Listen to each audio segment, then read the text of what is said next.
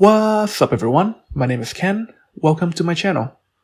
I mainly play Dynasty Warriors 5 Stream Legends on the highest difficulty, which is Chaos. My main is Ling Tong, and I've made a bunch of different playlists, which you can find in the description. Right now I'm trying to create my first Chaos tier list, to see how well each character would survive on Chaos. In this video, I'll go over a couple of concepts first before I drop the actual tier list. A huge shout out to Jonathan, more commonly known by his YouTube name DW5XL Mode Guide, for being one of the best pioneers in this game.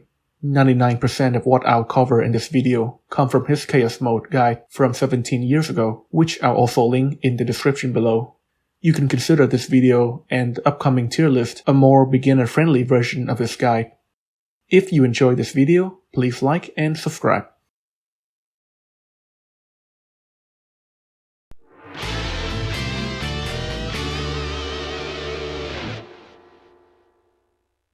The square string, more commonly known as normal attacks, are self-explanatory. They are the attacks you execute by pressing the square button on your controller. By default, every character has 6 of these when using a third or fourth weapon. With each normal attack, you have a corresponding charge attack that can be executed when pressing triangle, which I call C1 to C6. You execute C1 by pressing triangle, C2 by pressing 1 square and then 1 triangle, C3 by pressing 2 square and triangle, and so on. So for example, when I say Zhao Yun C6 has a scattering effect, I'll be referring to this attack. Liu Bei, have you... If a weapon has a blue circle on the top right, it means it can perform evolution attacks. Only when you have a full musou bar, when you execute the 6th normal attack, it will automatically change the last normal attack into a different one and adds 2 more attacks into your square string, giving you 8 attacks in total.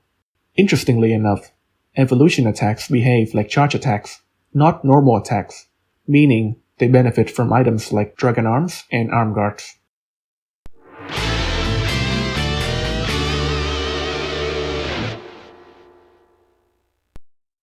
This is another self-explanatory entry. You execute a jump attack by pressing square after jumping, and a jump charge, or JC, by pressing triangle after jumping. The Stream Legends edition of Dynasty Warriors introduced an item called Dragon Arms, which allows you to cancel your charge mid-attack into a jump, which I'll be referring to as a jump cancel. I'll be using this term a lot in the tier list video because around 1/3 of the characters benefit from Dragon Arms.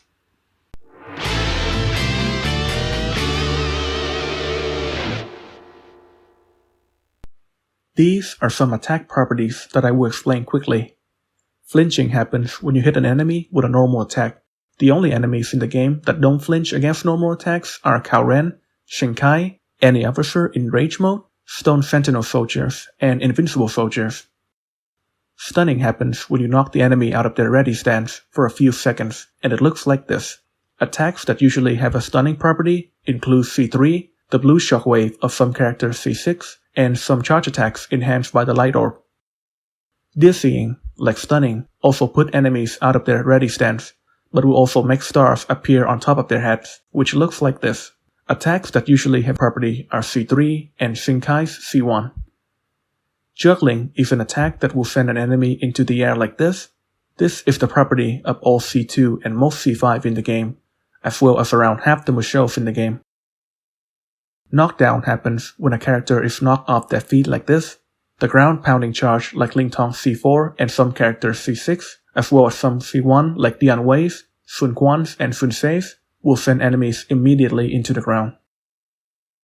Scattering occurs when your attack sends an enemy flying through the air like this. Most C4s in the game have this property. A variation of this property will have an enemy flying like a corkscrew through the air like Pang Tong's C1, Ling Tong's C5, and an elephant's ramming attack. Burning happens when you set fire to an enemy with a fire elemental attack. Any charge attack enhanced with the fire orb, as well as every true musou in the game, will do exactly this. Freezing happens when you encase an enemy in a block of ice, and happens when you imbue your charge attack with the ice orb.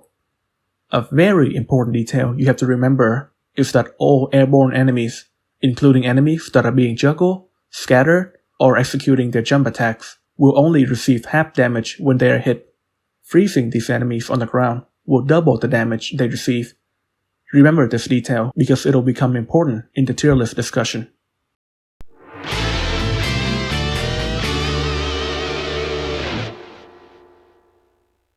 Musou is the attack you execute by pressing circle when your Musou bar is full. A character is completely invincible when executing their Musou, which is very important in Chaos Mode gameplay. A true Musou happens when a character is in red health, has Way of Musou equipped, or is using a rage token. It's similar to the normal Musou, but it also sets an enemy on fire, and has a longer ending that does more damage.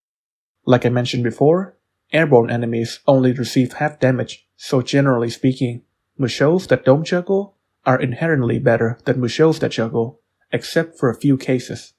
For example, Zuoqi's juggling Musou has such a higher hit rate compared to Shoutai's non-juggling Musou that it still ends up doing more damage if both characters have the same stats.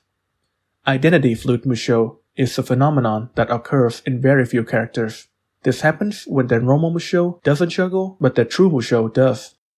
The only characters that have this condition I can remember off the top of my head are Shang Liao, Sun Quan, Shang Hei, Lu Xun, and Tai Shi Chi.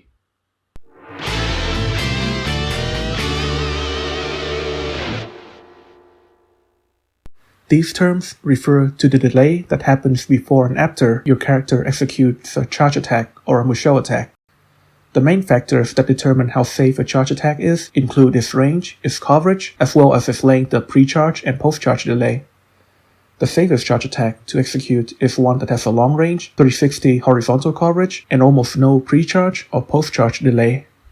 While it's impossible to deal with pre-charge delay, post-charge delay can be negated with a jump cancel when equipping Dragon Arms.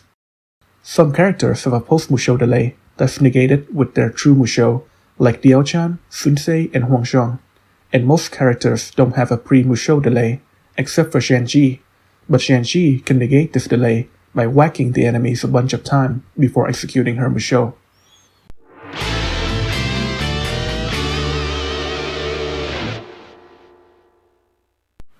Peon refers to any unnamed enemy soldier that you come across. Among them, the only noticeable ones are the ones ranked Major, Captain, or Elite Guard.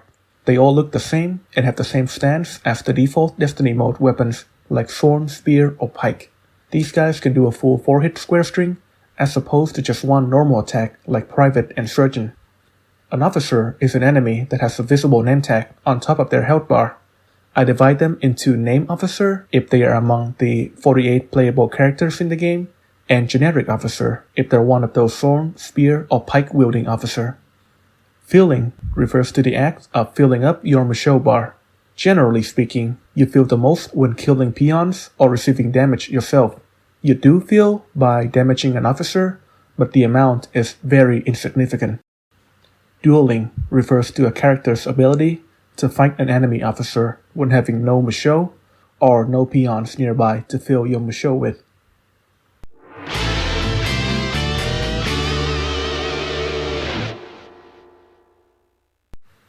This is a bit of a unique concept because it doesn't apply to a lot of characters. Basically, an escape move is a move that allows you to escape from the enemies.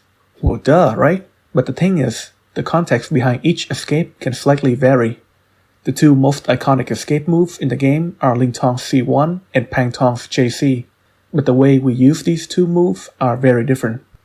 I use Ling Tong's C1 to escape from an officer after they have either blocked my C4 or the ending of my Musou.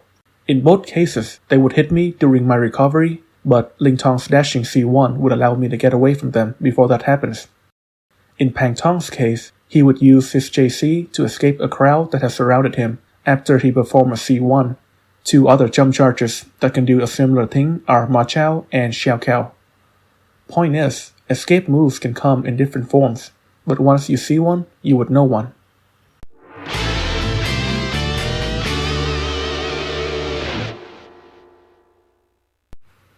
A rage token looks like a shield with a tiger's face imprinted on it. You activate the token by pressing down on your right analog stick, or L3, and it'll give you 15 seconds of true Musou, double attack, and defense, and no flinching against normal attacks and archers, and increased attacking speed. This is arguably the best consumable item on Chaos mode, purely for how OP is effective. Because of that, I optimized a lot of characters with what I call the Berserker setup, which includes Green Scroll, Tiger Amulet, Demon Band, and their 4th weapons. The 4th weapon gives you a Rage token every 100 KO, and the Demon Band doubles the duration of Rage. This setup is meant to maximize Rage damage and Rage duration as much as possible. Keep in mind that a lot of characters in this game are incompatible with this setup, or doesn't get used to their full potential when optimized this way.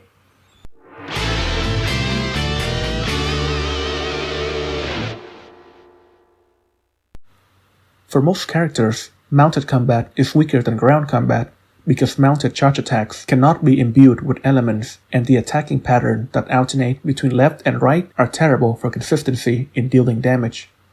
However, 3 characters don't have this problem, including Ma Chao, Zhou, and Pang De. Their ability to fight solely on horseback make them some of the safest characters to play in this entire game. Some other characters, while not as effective on horseback, can still use mounted combat to fill their musou and then get off their horse to maximize their musou damage, like Shuo Qi, Sima Yi, and Yuan Xiao.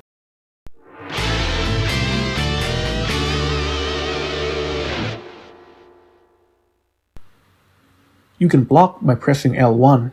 You can parry, also known as counterattack, by pressing triangle from a blocking position, just as an enemy is attacking.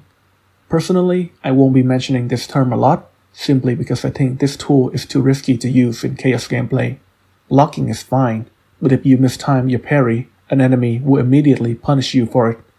High-tier character shouldn't have to try to rely on parrying anyways, but the further down the tier list you go, the more valuable parrying becomes. Characters that benefit the most from parrying are characters that are terrible at dueling officers like Zhenji and Diao-chan, or characters that are terrible against big crowds like Huang Gai and Sun Ce.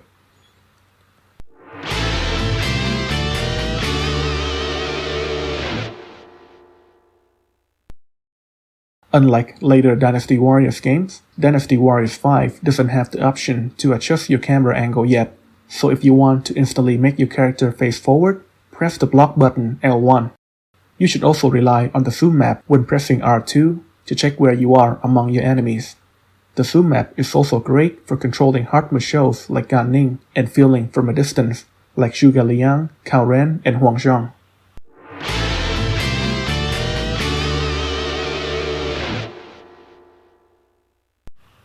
I think we can all agree that on Chaos mode, attack is the most important attribute in the entire game. Based on my personal preference, the second most important ones are fill, speed, charge, defense, and life. Horse, musou, and bow can be situationally useful, but it doesn't benefit every character. And of course, luck is completely useless. Hopefully I won't have to explain what each of these attributes does. Some of them are self-explanatory, but if you don't know what each of them do, you can check an online guide or something.